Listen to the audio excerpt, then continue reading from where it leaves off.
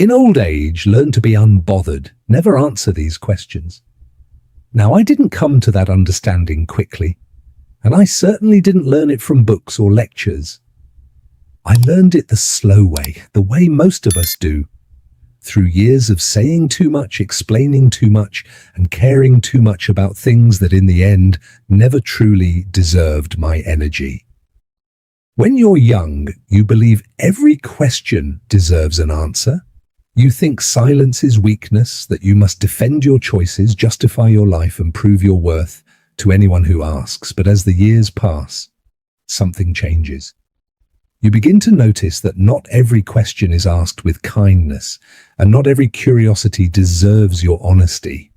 I remember a time when I would sit with people, family, friends, even strangers, and feel this quiet pressure to respond to everything.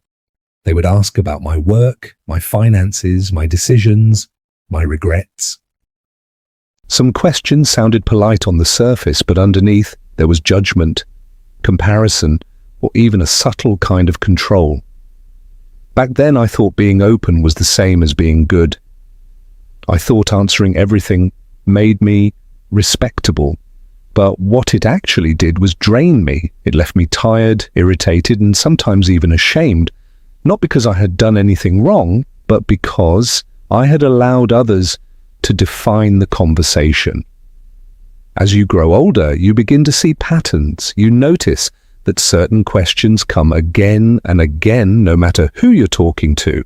Questions about money, for instance, people will ask in different ways, but the intention is often the same. They want to measure you. They want to place you somewhere on a scale, successful or not, comfortable or struggling. And if you're not careful, you'll find yourself explaining numbers, decisions, or circumstances that are deeply personal to people who have no real stake in your life. I've learned that these are questions you don't have to answer. A simple smile, a change of subject, or even silence can protect more than any explanation ever could. Then there are the questions that sound like advice but feel like criticism. You know the ones I mean. Why didn't you do this? Why didn't you try that? Why aren't you closer to your children? Why didn't you save more? These questions don't come to understand you. They come to rewrite your past. And no matter how carefully you respond, you will never satisfy the person asking, because the question itself isn't looking for truth. It's looking for confirmation of their own beliefs. I spent years trying to answer those questions honestly, thinking that if I explained myself clearly enough, people would understand, but they rarely did. Eventually, I realized something simple but powerful.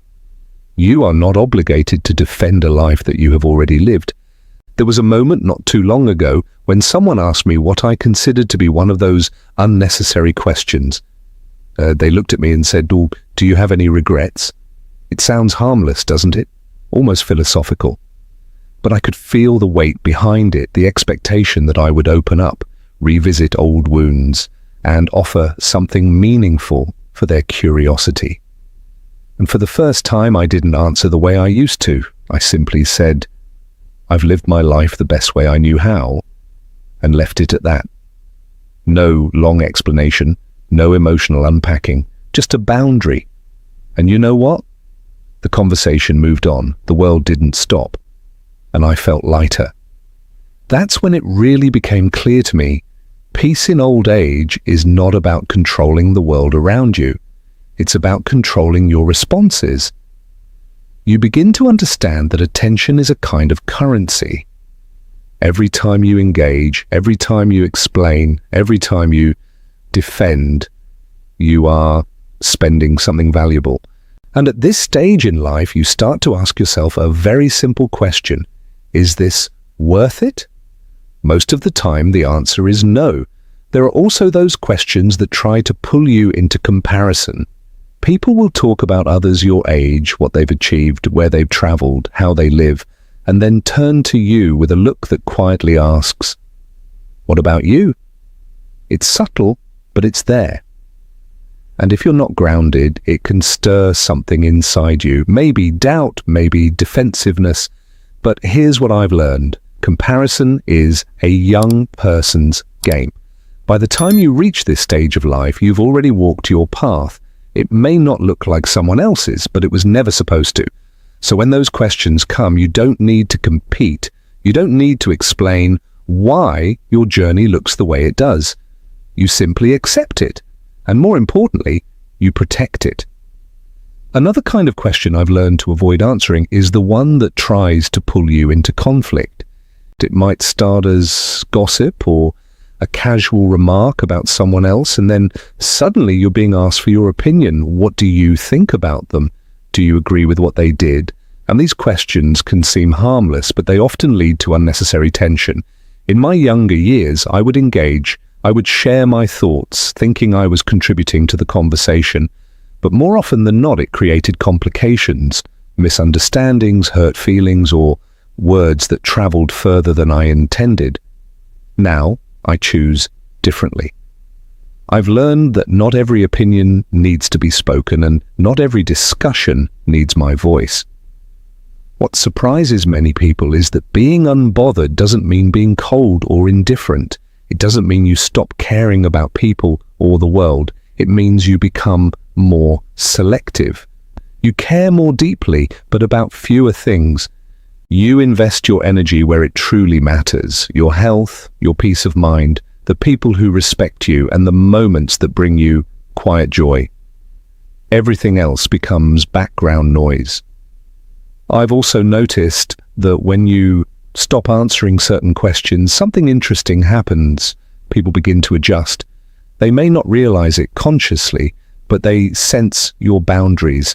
Conversations become lighter, more respectful. And those who continue to push, who insist on crossing those boundaries, reveal something important about themselves. They show you that they are not really there to connect. They are there to pry, to judge, or to control. And once you see that clearly, it becomes much easier to step back. One of the hardest lessons for me was learning that you don't need to correct every misunderstanding. Sometimes people will form opinions about your life that are incomplete or even completely wrong. In the past, that would have bothered me. I would feel the urge to explain, to set the record straight.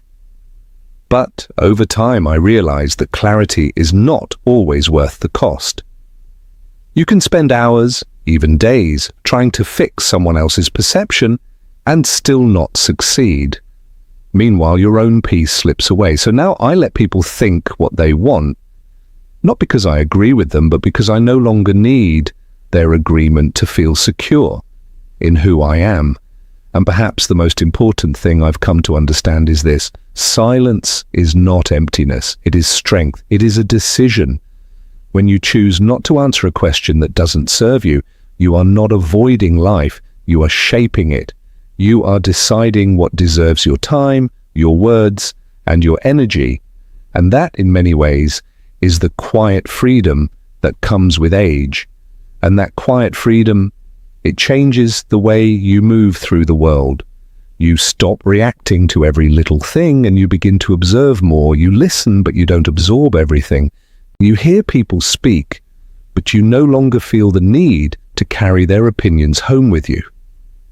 That's a kind of peace I didn't know existed when I was younger.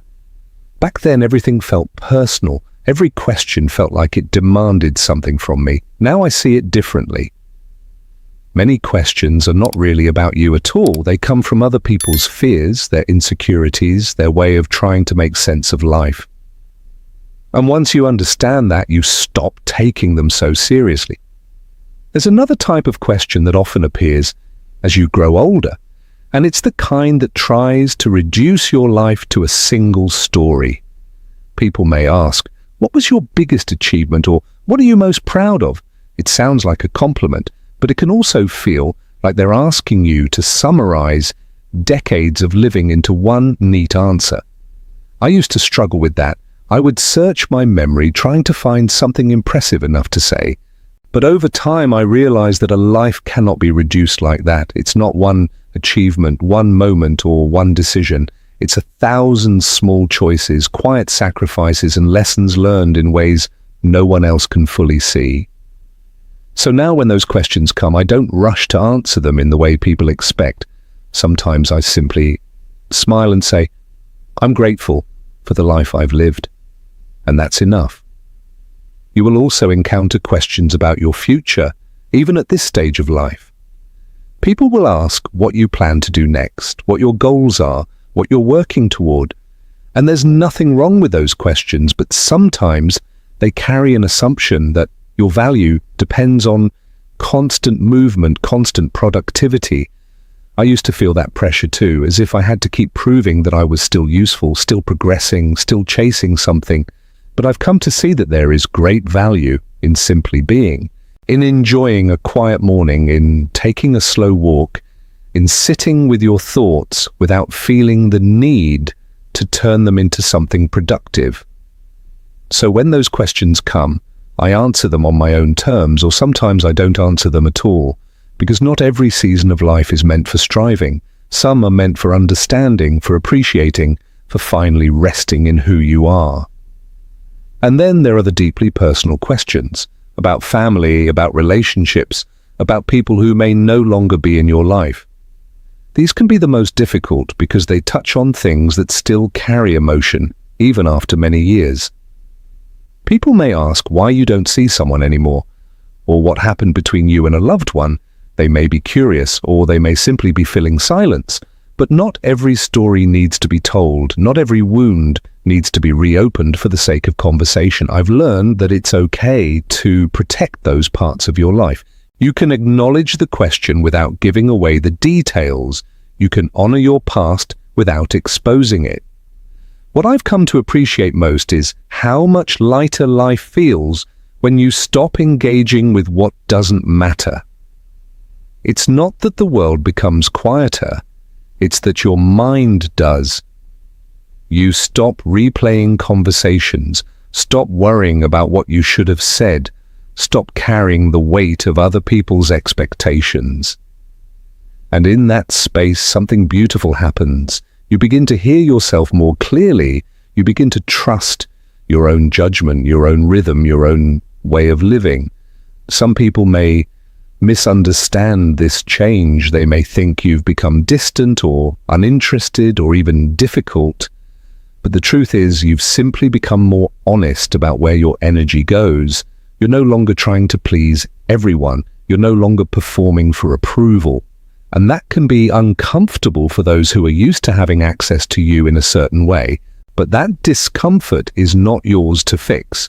Everyone is responsible for their own expectations. I remember a conversation not long ago with someone who kept asking questions that felt unnecessary, one after another, as if they were searching for something I wasn't willing to give. In the past, I would have answered each one politely, even if it exhausted me. But this time I paused. I let a moment of silence sit between us, and then I gently changed the subject. It wasn't dramatic. It wasn't confrontational, but it was clear. And that clarity protected me in a way that words never could. That's the thing about boundaries in old age. They don't have to be loud to be strong. They can be quiet, steady, and consistent. You don't need to explain them every time. You simply live them. And over time, they become part of how people understand you. If there's one piece of advice I would offer, it's this. Pay attention to how you feel after you answer a question. Not during, but after. Do you feel lighter, or do you feel drained? Do you feel understood, or do you feel exposed? Your body and your mind will tell you what is right for you, if you're willing to listen. And once you start listening, you'll find it easier to choose when to speak and when to remain silent. Being unbothered is not about building walls. It's about building space. Space for your thoughts, your peace, your dignity. It's about recognizing that you don't owe the world a full explanation of your life. You've already lived it. You've already learned from it, and that is enough. So as you move forward, take that with you. Let go of the habit of answering everything. Let go of the need to be understood by everyone.